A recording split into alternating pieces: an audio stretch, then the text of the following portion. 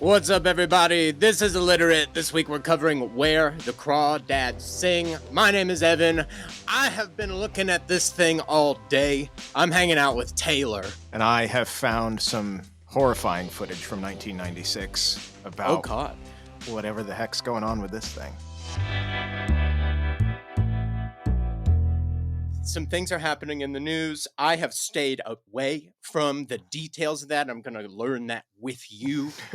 But we are doing Where the Crawdads Sing this week because it has exploded back into the headlines, but on a true crime sense.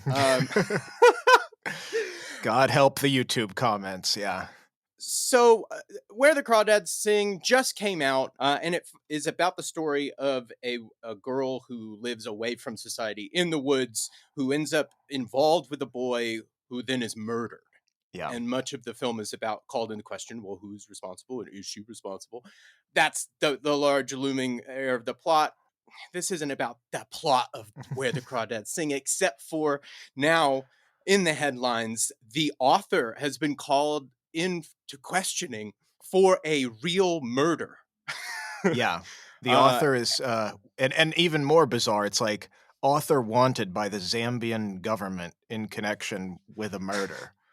What in the world? So, there might be, let's just say it, spoilers. If if you were really waiting on Where the Crawdads Sing, I know it's a beloved book and people have been kind of, there's definitely an audience that's been waiting on this. Yeah. So go watch that and come back and we'll talk about all of the aftermath and contrasting with that. Long and short of it, the spoiler of the story is she kills the boy. She is responsible for the murder and gets away with it. You're aligned emotionally to be on her side, but it calls on because he's abusive and morals. And, yes. Yeah. It's a complex story. It's 2 hours. So, but ultimately, she is responsible for his death and gets away with it, living out her peaceful life in the woods. And it's just so bizarre to us that is the central nature of this story. And it seems as if there's at least an inkling, an air, a pull. I don't know the details, but I cannot wait to hear what's actually happening. Yeah.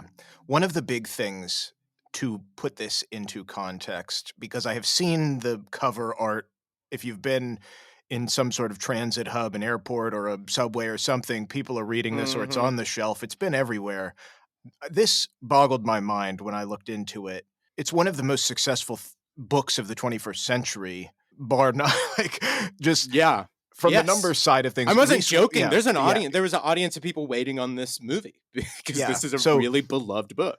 But didn't really have much of a push at the beginning. 28,000 copies for its first run, which is fairly modest. No one was anticipating this. It was only when it got on Reese Witherspoon's book club in 2018, then it just kept selling. Some of the things that are crazy, holds the #1 spot for the most #1 weeks on the New York Times bestseller list. Wow.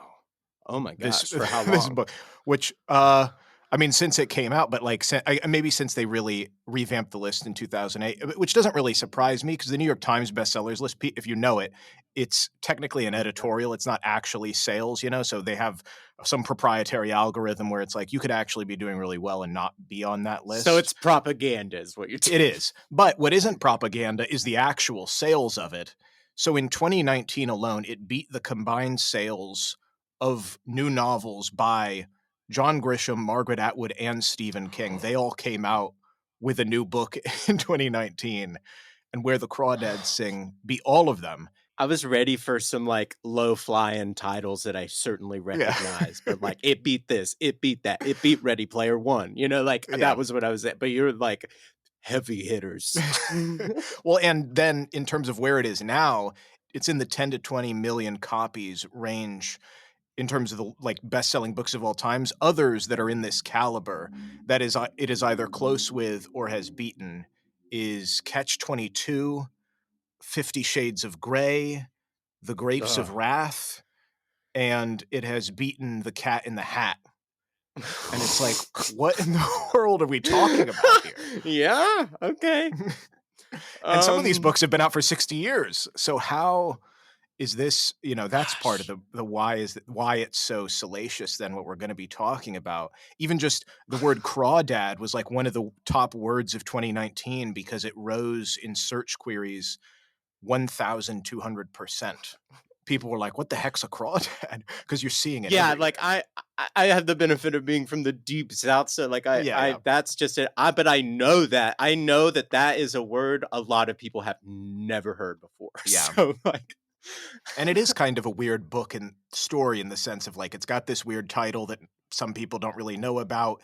It is purported as this thriller murder thing, but then the book is actually mostly Kaya's life and a lot of nature writing and interspersed Right, with the drama of the murder going back and forth, whereas the film is right. the other way and it's mostly the scandal of the murder and then bits and pieces of her life. So I didn't realize numbers wise, it also holds up. People love this At thing. all, ever, no. Like, I knew we were coming into it and it was gonna be a big book. I knew it had a big audience waiting on it. I knew that it has a ton of fans.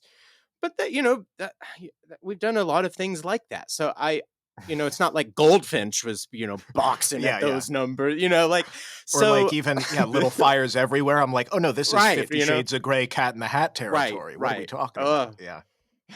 Yeah. So that's why Oh, this thing is so salacious. And also some of the other stuff, just to get a sense of this woman and tying in some of the nature stuff. So she's now in her 70s. She'd never written a novel before. Took her the better part of 10 years to write. She grew up in rural Georgia. oh, so did I. Yeah, yeah. Closer to the Florida line, not your side. Yeah, yeah, yeah, Yeah. yeah. So But deeper south. yeah, she got her bachelor's in zoology and her Mm, PhD. She's cool. a doctor in animal behavior. So her whole Mm. life basically was animal conservation and studying. She moved to Africa in 1974 with her husband and wrote they actually, so this is her first novel, but she has written 3 other books with him about Africa. Cry of the Wow. Kalahari was when she was in Botswana for 7 years, basically 8 hours away from anyone, no roads. They studied a lot to do with hyenas there, but, I'm th picturing the the parents from Mean Girls yeah. for some reason. Yeah, kind of. I mean, if you look at some pictures of them, yeah. Yeah. But you That can is see the where face it from the Swahili tribe of the North. yeah. Yeah. Yeah, it's Yeah. very much, you could see too with this story of, oh, it's this girl who lives out in the North Carolina swamps on her own. She's a very solitary, isolated person. Right. Delia Owens is the author. And so continue working in Africa in the other books, 1992's Eye of the Elephant, because they were working more with elephants, and then 2006 Secrets of the Savannah. They returned to the US in 1996 for grizzly bear conservation efforts, lived in Idaho, and tons of writing and ecology studies and professional journals and whatnot. Her and her husband divorced after 40 years of marriage. She 40 now years lives of being on the run is what it's. No, I'm just well, no, I'm just she playing. yeah, yeah, yeah. She now lives in North Carolina where the book is set, but, I mean, Georgia's pretty close parallel in Right. terms of her upbringing and all of that, yeah. So, not to diminish stuff with the film, because that's kind of where this sucks in terms of the filmmakers didn't really know much about what the news How articles are could you? now, but No, yeah. what sucks, I mean, the film is almost exclusively by women, produced by Reese and Lauren, written by Lucy Alabar, who did Beasts of the Southern Wild, Oh, yeah. directed by Olivia Newman. It's not her first, but it's an early work that she's been doing in terms of feature films. And then Taylor Swift wrote an original song for it. It's like Wow. Yeah. female powerhouse It's huge. production Yeah. effort, and then it just gets shot down by all of this to do with the author. Which Well, here we yeah, go. and Yeah. that'll also be interesting to see, and what happens from here, because this is propelling the title into the headlines in a much different way, and there is still that old saying that any publicity is good publicity. So, like, look at us. We would have never done this week, but because this is here and happening, and it's thematically relevant and crazy parallel, but here it is. We're talking about it. We're Yeah. putting it out there. More people are going to probably see this thing than would have anyway. So I will be watching to see. We'll see what unfolds. I can't wait to hear what you're about to say. Yeah. So then the shocking scandal, it seems, why is it coming out now? It actually came out in 2010. she just hadn't written the book yet, and so nobody cared. So it's like Wait, it also what? begs, yeah, all this has been out for over a Is it the decade. same thing like with the staircase where like it was admitted all about their relationship like a decade ago and it's only now Yeah, kind of kind of. hitting Yeah. hitting the Yeah. mainstream? Okay. Kind of, yeah. Interesting.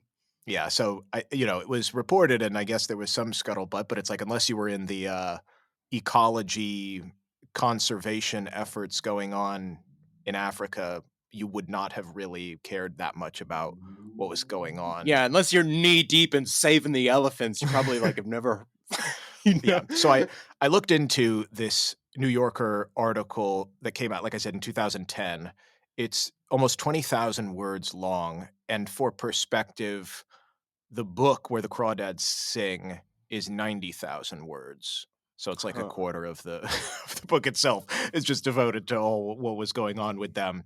And this journalist traveled to South Africa, Idaho, Zambia, interviewed over 100 sources. It was like a big deal to try and figure out what these people Yeah. were up to when they were in Africa. And I mean, a lot of it is pull quotes from they wrote 3 books about their experiences in Africa. So it's kind of like, well, they also said what was going on at the same time. So Does Africa extradite?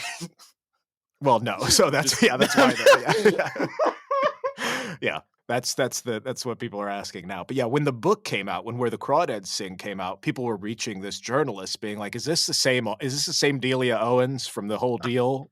He's like, "Yeah, I already Oh, weird. I've already been talking about this." So, yeah, her husband, and her stepson are still wanted for questioning in relation to the incidents. Wow. I do have to frame some context because, like the book itself, it's like, well, she did murder the guy, but also he was a piece of garbage. But Right. also, are you allowed to murder people? Like Right. that's kind Right. of the central question that maybe also left some readers confused to the book too. Of like, well, you want to have the audience feeling at the end, you get them, but then it's at the same time you're like, did you earn that? But Uh, isn't that a great conversation to leave your readers? If yeah, you were yeah, doing that yeah. in a book club, that's a great conversation at There the you end of it go. all, being Yeah, like, well, I thought it was fine. Right? I thought he got what he deserved. I can't yeah, believe you would think that would be, like yeah, that. yeah, That's a yeah, great little thing to leave it out on yeah. that lingers past the page, that lingers So that past the yeah, experience of reading it. that's why I want to frame because I went through the New Yorker article and now it's just the salacious murderer question mark and that which is Right. what we started the podcast with, but I did want to put in some context so that people do have the book club. Well, what about what Right. I actually, mean, that's the only. I mean, we're not saying she did it or anything. We have no, we have no idea. But it's the fact that she wrote a whole book that left you with those questions about your own morality and what yeah, was okay and what wasn't okay, the limits of that. yeah, She wrote a whole book about that, and now we're finding out that, like, well, she is involved is in involved. something similar. Yeah, so We're not yeah. saying she did it or guilty, like, but it is just it is just peculiar, It's astonishing, interesting. even that something like this could be happening. Yeah. We could do a whole episode just about the book and the plot and the morality question, but honestly, that didn't grab us until the headlines come out. So here we are, but it's making us dig into the story as well because you Mhm. can't divorce that from what we're Yeah. talking about. And that's almost That is more part of the story. She wrote yeah. the story about this question. Yeah. And it's almost like, oh yeah, like Tiger King. It's like, well, let's get a limited series on her time in Africa in the 70s, 80s. Yeah, So, yeah. this is fascinating. Yeah. So, anyways, so the not even devil's advocate, but just what was happening in that time in 1960. This is before they got there. The North Luangwa Park in Zambia had 70,000 elephants, people say, but by the 80s it was maybe dropped down to 5,000, just a complete decimation because of Oh my poaching. god. So the government corruption also didn't really support the park scouts. It was like there was serious problems. Like, were there going to Wow. be any more? Like, so it's not like they were coming in just being Rambo. It was like there was no setup or support for them as conservationists to really attack this head on.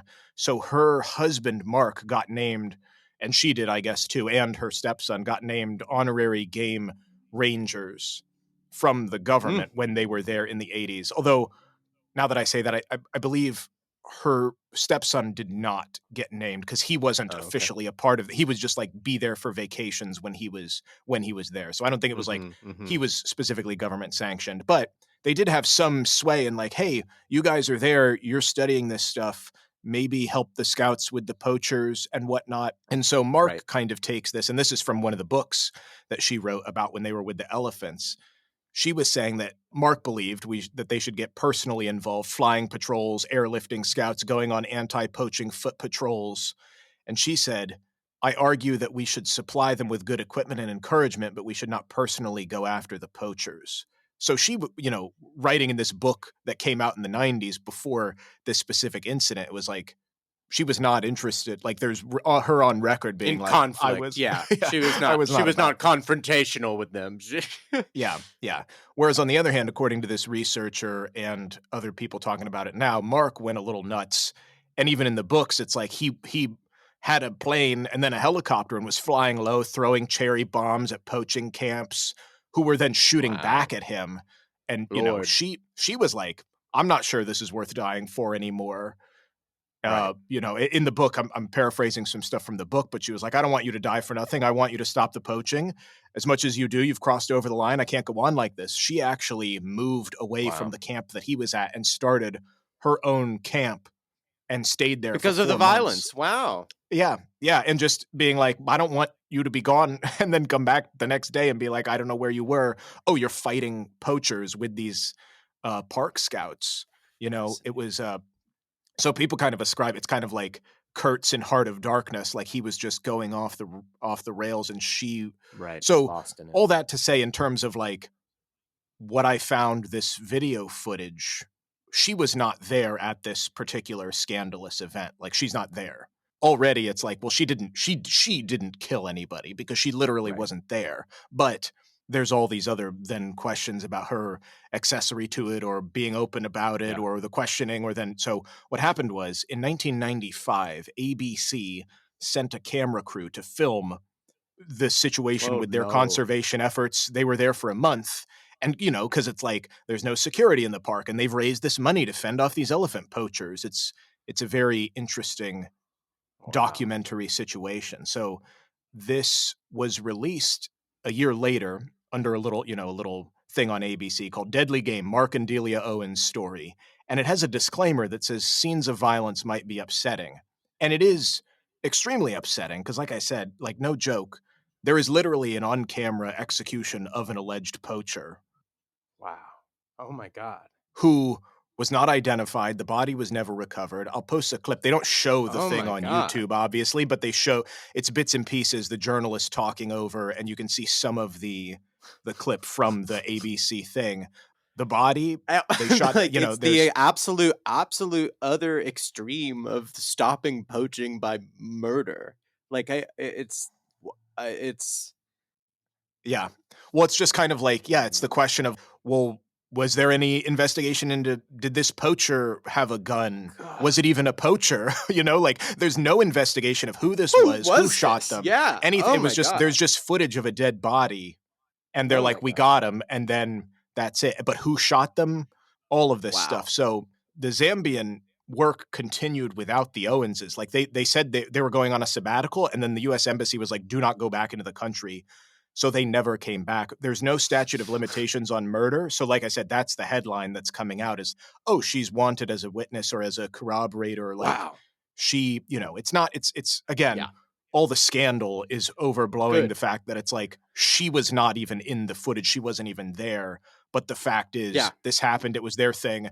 From their books, we know they were doing all kinds of, or at least her husband was definitely doing a bunch of Well, she's stuff. on record being, trying to quell down the conflict. She's on record disagreeing with the conflict rising, Yeah. Yeah. and went to lengths to distance herself from it. Yeah. I'm So, looking at it, and I'm glad that on the front end, just for the for the publicity edge of it, that we play up the parallels. But on the yeah. other end of it, hearing the story of it now, it doesn't sound anything. It's nothing like the story. Yeah. But it's Yeah. it's wildly fascinating, and this whole situation, because the story of this footage is harrowing. Yeah. Yeah. Yeah, so they did have one piece, which is the ABC camera, because ABC is not releasing anything. They blur the faces of the people in the footage, so you don't know who anybody is. But the ABC cameraman was like, "Oh yeah, Christopher Owens, the stepson, he shot the guy," and so that's Mike, yeah. Jesus. Then with this stuff, so there is some other scandal related to it, which then kind of ties into the fact, because like I said, if like she had written this book and nobody cared, she would have just been some 70-year-old lady who wrote this book, and it came out and 1,000 people read it and whatever, Right. and then nobody would have followed up on this ever again. But with also her writing this book, there are things that she puts into the book that then, now she's a public figure and Yeah. she's made millions Well, of look dollars. at And so that. some, yeah, You can obviously see the morality questions that have lingered in her life that charged yeah, her life. I mean, there it is in broad daylight. Because we'll see what happens. We'll see where this goes from here. But I mean, she experienced something really traumatic. Was really close to something really traumatic, and had a lot of questions left about what happened, not just about herself, but the entire ordeal and everyone involved. So right there, with it doesn't have to be like, oh, maybe she killed her first lover in high school and we never knew yeah, about it. yeah, You know, it's nothing. It's she went through an experience like this that left her questioning, like, wow, you're right up until what extent, up until yeah. how far. Uh, she wrote a whole book about that question. It's And really being lonely and fascinating. being out in nature and being, this woman in Yes, a yeah, man's world and whatnot. And it's like people maybe want to make more connections, like you're saying, of like, oh, this was weighing on. And isn't it fascinating that this is the book that she chose? And yeah, of course, because she couldn't go to Africa anymore. Like that's a big thing that happened. She spent yeah. a lot of her life there. She did all her schooling to go there. And then these things happen and she can't be there anymore. That would make you want to write a novel about something like that, I feel like. Yeah. Yeah, I'm certainly on a completely different footing than I was when I started the episode. So Yeah. I think it's funny, and it's that we sensationalize, play up the sensationalized aspect of it because that drew us to it. But this is all about getting behind the sensationalized. These things aren't bigger than life; they are real life. We're trying to get to the bottom of these things and how Yeah. people really create something. This is a fascinating story of really outrageous elements that all blend together. And it's unfortunate that in a way that it's being sensationalized with these types of headlines, but at the same time, I have to come back to the we wouldn't be given it this secondary scrutiny here without that. Why that is, I don't know, but you can't divorce it from here we are, Well, So and that's what some uh, people were saying with like you're saying that secondary scrutiny also then comes into kind of who she is as a person outside of it, where it's like she wrote a book about certain things. We'd be remiss to not mention a lot of the things that people didn't like about the book and were confused by were its mm, attitude towards black characters and mm, the stereotyping of like the wise African American woman, the kindly father figure, and they're the only black characters, and they're only there to serve Kaya, and the dialogue is written phonetically like Gone with the Wind, and it's like, I get that it's a period piece, but why are you presenting it in this way? There was some stuff with her past in Africa and her writings and perceptions about people there that were also then called into question. So it's not it rounds it out as like, oh yeah, this is a very complete, difficult person that then See, and I think people I watched also a want. Yeah. review by a gay black man who loved those characters. Oh, okay, yeah. He just was they were his favorite characters, and he was happy to see them. Yeah. So I think And he that brought it's up the language, and that it felt mhm. like antiquated, but at the same time, it was just like wanted those characters and it made it obviously gave him a window into that story. Yeah. So that's I guess why the book is so popular, because there's equally like, this book changed my life. I read it 45 times, and then also I hated it for these reasons. And she is a racist Right, murderer, and all, all everything in Lord, between as well is why yeah, it's a headline. Lord. Well, if I was Reese Witherspoon, I'd walk out of an interview too. What do you think? Yeah. I don't know. This is a lot to explode in the middle of a press tour of a movie you just unveiled. with a book that has a huge following. It's a lot. It's just a lot. It's a lot. And we bring up more questions than answers, but that's when we're at our best, Absolutely. is when we don't we don't know. But honestly, I getting the picture here of what really are in the headlines, it was did a lot better job than what the headlines really want you to believe. Because certainly before going in, I'm thinking like, oh, this is a story of her life. It's Tiger King. And it's whatever. It's, yeah. Right. But it's much different than that. It's much more complex. It's much bigger. I know. I love that people neglect to mention it's like she wrote 3 books about what happened in that time. Like this, the morality question is interesting, but past that, I don't know that it has anything to do with any of this. You know what I mean? Yeah. Again, it's sad that the sensationalism is what it took to bring us to it in a way, but at the same time, hey, that's the nature. That's showbiz, baby. Well, audience, as always, what do you think? Are we completely off the rails? Should this be should we cancel her? Should we cancel the whole thing? Let's cancel Reese Witherspoon. I'm calling it right now. #cancel Reese Witherspoon. Yeah. How much are I guess that's part of the question of the book. The whole thing is like, what do you hold people culpable for based on who they are and what they know, and the whole dealio. Yeah. You can always reach out to us at IlliteratePod on Instagram or illiteratepod@gmail.com. Seriously, guys, let us know what you're reading. I know you're reading. Stop reading and listen to me. What are you reading? Send us those titles. Let us know what you're excited for coming out on streaming, coming out in theaters. What are you doing here if you're not looking forward to something? And if you're looking forward to something, let us know what that is so that we can give you the content you so desire. Until then, we'll be here each and every Friday. Good to be back, Taylor. Yes. Thank you. And we'll see you next week.